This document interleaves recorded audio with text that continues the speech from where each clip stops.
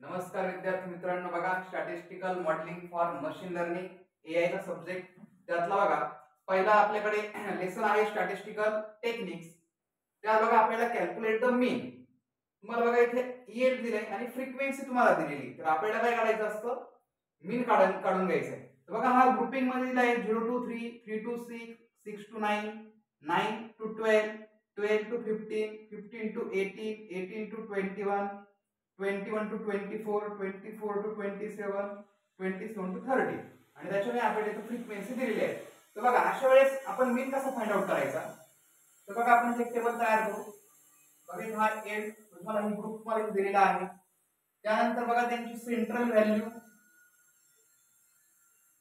बघा ही आहे central value, त्याला आपण x कन्सिडर करू सेंट्रल व्हॅल्यू. त्यानंतर पुढे बघा फ्रिक्वेन्सी, ही आपल्याला दिलेली आहे फ्रिक्वेन्सी f, आणि त्यानंतर x इंटू f, मग या दोघांचा आपण मल्टिपल करू.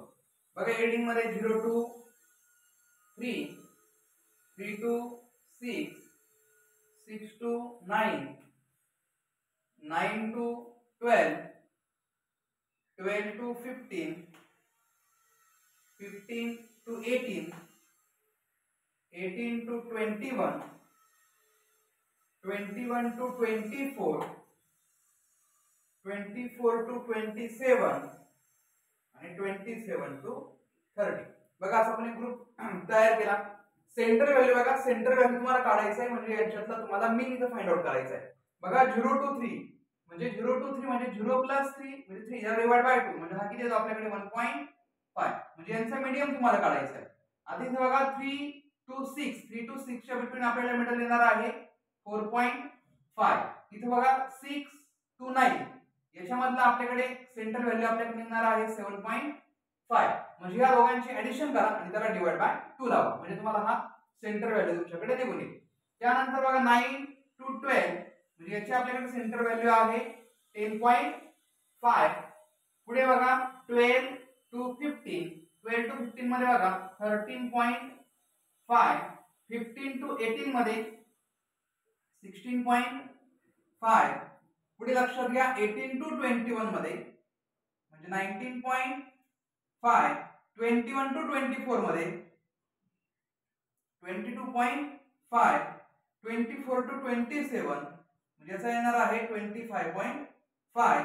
इथं बघा 27 to 30 म्हणजे हा असणार आहे 28.5. बघा अशा आपण इथे प्रत्येकाची मिडल आपण इथं काढून घेतले. त्यानंतर फ्रिक्वेन्सी बघा, फ्रिक्वेन्सी यांनी आपल्याला दिलीच आहे. इथे बघा 4, 4, 32, 81, 135, 198, 210, 144, 128 and 73. त्यानंतर बघा आपण f चे आणि x मल्टिप्लिकेशन आपल्याला करायचं आहे. बघा 1.5 त्याला इंटू 4, बघा यांचं मल्टिपल आहे आपल्याकडं 6. त्यानंतर पुढे बघा 4.5 इंटू 4 हा येतो आपल्याकडे 18. त्यानंतर 7.5 इंटू 32 हा आहे आपल्याकडे 240. नेक्स्ट 10.5 इंटू 81, 10.5 इंटू 81 हा आपल्याकडे आहे 850.5. संच समोरासमोर मल्टिपल करा. त्यानंतर पुढे बघा 13.5 इंटू 135 हा आहे 1822.5. पुढे लक्षात घ्या 16.5 इंटू 198 याचं मल्टिप्लिकेशन आहे 3267. पुढे बघा 19.5 त्याला इंटू 210, 4095. पुढे बघा 22.5 त्याला इंटू 144 हा आहे आपल्याकडे 3240. पुढे बघा 25.5 इंटू 128 हा येतो 32 64 पुढे लक्षात घ्या 28.5 इंटू 73 याचं मल्टिप्लिकेशन आहे 2080.5. बघा आपण फ्रिक्वेन्सी आणि समेशन ऑफ एफ एक्स यांचं बघा टोटल मारून घ्या. म्हणजे इथं आहे समेशन ऑफ एफ, इथं आहे summation of F into x. बघा आपण सगळ्या फ्रिक्वेन्सीची टोटल करा. 4 + 4 + 32 + 81 + 135 + 198 + 210 + 144 + 128 and 73. बघा याची जी टोटल आपल्याकडे आहे ती आहे 1009. त्यानंतर बघा f इंटू x यांचं मल्टिप्लिकेशनचे आपण सम करू. 6 + 18 + 240 + 850.5 + 1822.5 + 3267 + 4095. त्यानंतर बघा 3240 + 3264 + 2080.5. बघा थोडं आपण पुन्हा एकदा चेक करून घेऊ सगळ्या व्यवस्थित व्हॅल्यू.